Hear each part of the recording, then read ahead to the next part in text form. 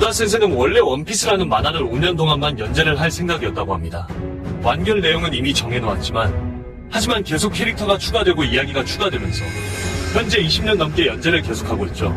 원피스 100권을 발행하는데 20년 넘게 걸렸는데 건강상 문제가 없다면 원피스 120권을 끝으로 2022년 기준으로 완결까지 3년 정도 남았다고 합니다. 그럼 대략 2025년 정도인 듯하죠.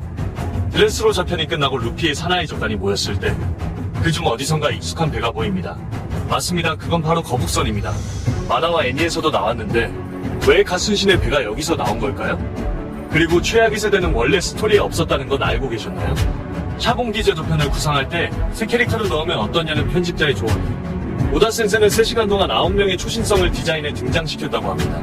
즉 극조 캐릭터라고 합니다. 근데 이렇게 후반부의 중요 인물이 될 줄 몰랐죠. 사실 조로의 초기 설정은 광대버기의 보디가드로 등장시킬 예정이었다고 합니다. 하지만 여러모로 생각한 끝에 결국 그만두었다고 하죠. 정말 신의 한 수네요. 원피스 찐덕후라면 팬더맨을 알고 계실 겁니다. 팬더맨은 이스터에그 캐릭터로 만화의 여러 부분에 등장하며 애니와 극장판에서도 많이 나왔다고 합니다. 원피스 보면서 팬더맨 찾는 재미도 있습니다. 루피가 해적이 되기 위해 떠나는 순간부터 정상전쟁이 끝나는 편까지 현실 세계에서는 약 12년이 걸렸지만 원피스 세계관에서는 겨우 4개월밖에 안 지난 게 매우 충격적입니다. 마치 짱구 나이가 20년이 지나도 계속 5살인 것처럼 역시 애니 세계관의 시간은 무척 느리나 봅니다. 만화 표지에서는 가끔 만화에 등장하지 않은 과거 캐릭터를 등장시켜 외전 스토리를 이어나가게 만듭니다.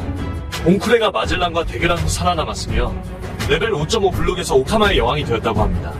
그리고 또 봉쿠레의 흥미로운 사실은 바로 워크스 때 다 남녀짝이 되어 팀을 이뤘지만 봉쿠레 혼자만 여성 파트너가 없었는데 그것은 바로 봉쿠레가 남자 여자 둘 다 해당하기 때문이죠. 상기는 도리와 부르기가 나왔던 섬에서 적에게 미스터 프린스라고 거짓말을 했습니다.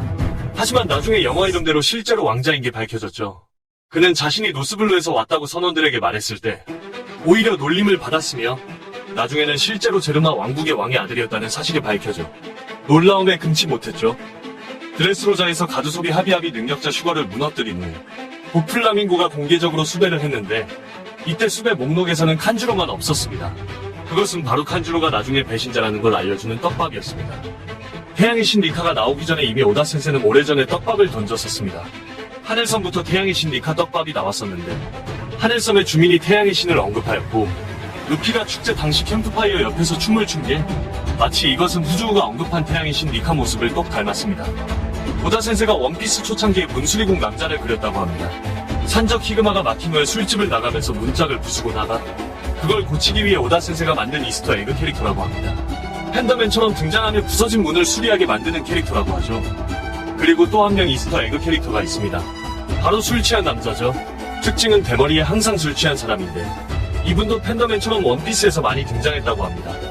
그리고 프랑키가 스토리에 등장하기 전에 루피가 그린 그림에서 프랑키와 유사한 모습을 하고 있습니다. 이것도 오다 센세가 남긴 프랑키 떡밥이었죠. 근데 나미도 이렇게 그렸었는데 이건 무슨 의미일까요? 밀짚모자 일당 초기 설정에서도 징베의 모습이 보입니다. 징베는 루피를 만난 이후로 밀짚모자가 되려고 계획했지만 정상전쟁 사건 이후 세상이 바뀌어 어인섬을 위해 빅맘 해적들과 파트너십을 맺었습니다. 하지만 빅맘과의 맹세에서 벗어나 공식적으로 밀짚모자에 합류했죠. 루피의 가슴에 있는 X자 모양의 흉터는 정상전쟁 편에서 아카이누가 루피와 징베를 크게 다치게 했었을 때 생긴 것입니다. 하지만 오다는 루피가 정상전쟁 편보다 훨씬 앞서 이런 부상을 당할 것이라고 암시했죠. 애니메이션 223화에서 조로는 결국 루피를 공격하게 되는데 루피는 조로에게 X자 모양으로 가슴을 베이게 됩니다. 이 상처는 아물었지만 얼마 지나지 않아 아카이누가 루피에게 똑같은 모양의 영구적인 흉터를 남기게 하죠. 오다 센세와 나루토 작가는 서로를 매우 친하다는 것을 표현했었는데 예로토 아티스트는 각자의 작품에서 서로에게 약간의 시그널을 보내는 경향이 있었습니다. 가장 큰 시그널은 766화의 만화 표지입니다. 나루토가 완결이 나고 오다 센세가 766화의 만화 표지에 이런 걸 그렸습니다. 나미의 옷은 나루토를 상징하는 무고가 있으며 그녀 옆에는 쿠라마를 상징하는 작은 여우가 있죠. 스릴러바크에서 부르게 영혼이 들어간 캐릭터로 옛날 용을 배웠던 전설의 검사 류마, 혹시 이건 알고 계셨나요? 스릴러바크 편이 나오기 훨씬 전에 류마는 만화로 나왔었습니다. 그건 바로 원피스 외전 원티드에서 나왔죠. 대충 스토리는 류마가 세최검 킹이라는 사람을 찾아 겨루기 위해 떠나다가 마을 상공에 나타난 거대한 용을 단칼에 베어 마을을 구해주고 나중에 세최검 킹이 바로 류마 자신이라는 사실이 드러납니다. 류마에게 도움을 받았던 사람들이 세상에서 제일 가는 부사의 영혼을 지닌 류마를 존경의 의미를 담아 류마 드킹이라고 부른다는 것이었습니다. 류마의 전설은 사람들의 입에서 입으로 전해져 내려오면서 수백 년의 세월이 흐른 지금도 류마는 용을 뵌 무사라고 전해지고 있죠. 그리고 우솝의 거짓말은 현실이 되는데 케로베로스, 소인족, 드래곤 등 거짓말로 말했던 게 모험 중에 나타나 거짓말이 아닌 이제 현실이 되었죠. 사실 원피스 31권에서 이미 노랜드가 아이들한테 소인국 이야기를 해주는 장면이 나왔었습니다. 노랜드의 거짓말 같은 대모험담은 전부 노랜드가 실제로 겪은 일이라는 것을 생각하면 이때 던져진 소인국 떡밥을 드레스로자 편에서 푼 것이라고 할 수 있죠.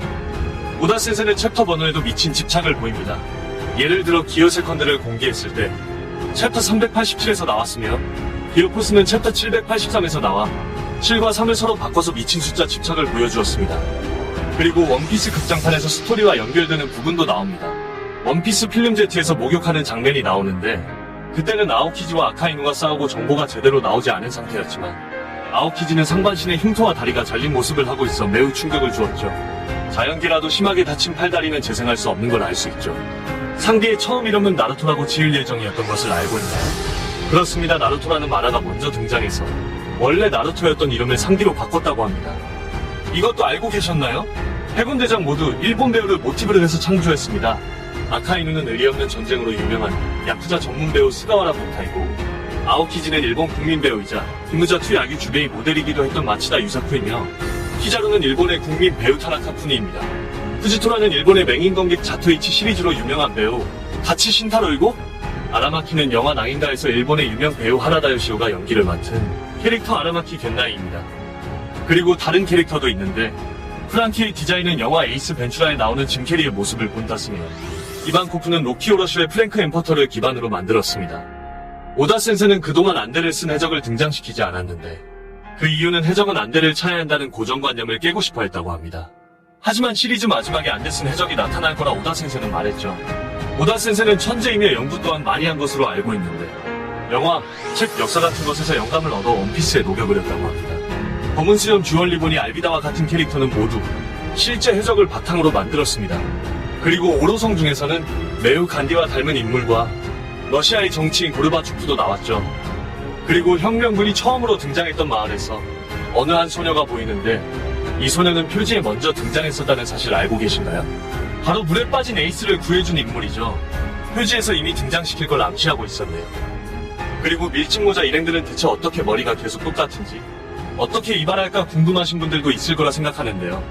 밀짚모자 일당 중 이발 담당은 바로 로빈과 우솝이라고 합니다. 사보는 어릴 때 천룡인에게 대포를 맞고 혁명군에게 구해졌었습니다. 하지만 그동안 저희들은 사보가 죽은 줄 알고 있었죠.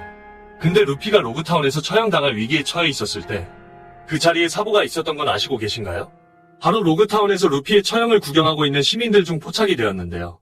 이때 혁명가 드래곤이 루피를 구해준 것을 보면 혁명군 일행도 같이 있을 법도 가능성이 있죠. 근데 왜 사보가 아는 척 안 했냐고요? 사보의 기억은 정상전쟁이 끝나고 에이스가 죽은 신문을 보고 기억이 다시 돌아왔기 때문이죠.